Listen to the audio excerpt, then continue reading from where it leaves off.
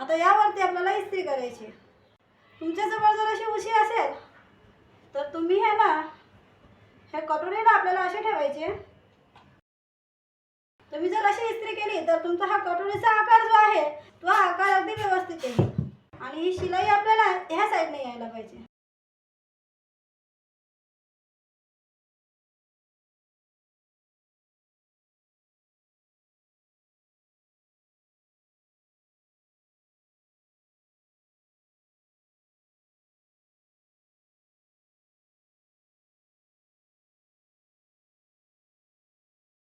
अशीच इस्त्री आपल्याला दुसऱ्या बाजूने सुद्धा करायची असते.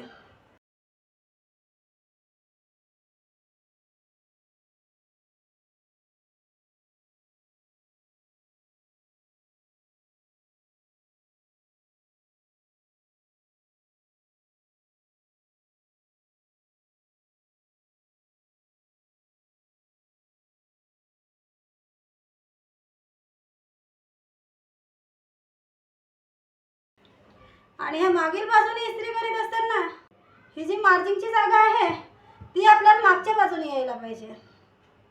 म्हणजे अशी मागच्या बाजूने यायला पाहिजे. नंतर यावरती आपल्याला इस्त्री करायची.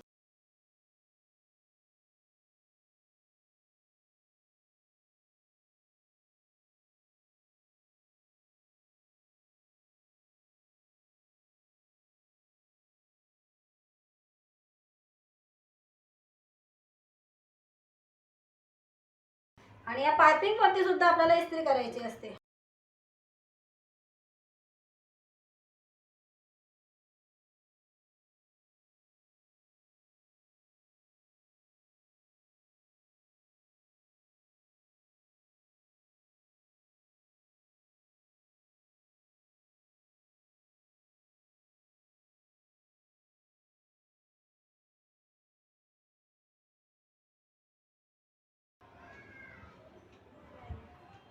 अशा रीतीने आपल्याला ब्लाऊजला इस्त्री करायची असते.